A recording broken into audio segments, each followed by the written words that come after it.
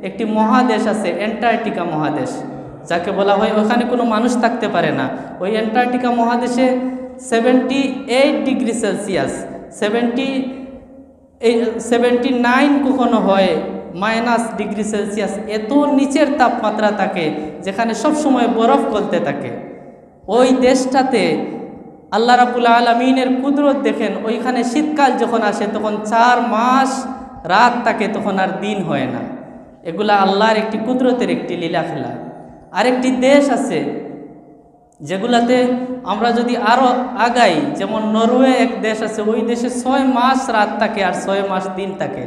6 মাস পর্যন্ত সূর্য দেখা যায় লাগাতার, এবং যখন 6 মাস হয়ে যায় তখন হঠাৎ একদিন সকালবেলা সূর্য উদিত হয়, আবার 6 মাস দিন থাকে, 6 মাস রাত থাকে। তাদের মাসআলা হচ্ছে পার্শ্ববর্তী দেশে যে টাইমে রোজা এবং নামাজ করা হয় ওই টাইম থেকে তারা নামাজ এবং রোজা আদায় করে। আমাদের মতো এরকম তাদের দিন রাত হয় না। এগুলা আল্লাহর একটি কুদরতের একটি লীলা খেলা।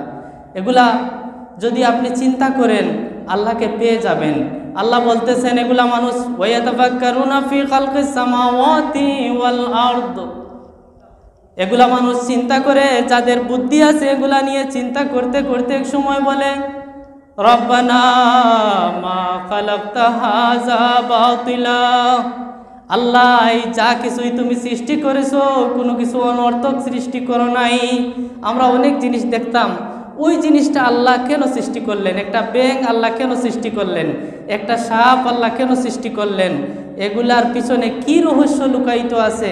আল্লাহ বলতেছেন এগুলা কোনো কিছুই আল্লাহ অনর্থক বানান নাই, সবগুলোই আমাদের একটি না একটি কাজে লাগে, হয়তো আমরা জানি না।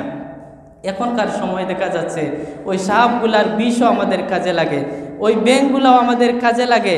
প্রাণীতে যারা বসবাস করে হাজার হাজার জীব জানোয়ার সবগুলাই আমাদের এবং মানুষের উপকারের জন্য আল্লাহ রাব্বুল আলামিন সৃষ্টি করেছেন। আল্লাহ বলতেছেন এই কোনো কিছুই আমি অনর্থক সৃষ্টি করে নাই। আবার যা আমি সৃষ্টি করেছি কুল্লু মান আলাইহা ফান, আর এক সময় আসবে ওই তামাম সৃষ্টিগুলা আমি ধ্বংস করে দেব। ওয়ায়াবকা ওয়াজহুল জালালি ওয়াল ইকরাম, আর একমাত্র আমার আল্লাহ রাব্বুল আলামিন অবশিষ্ট থাকবে।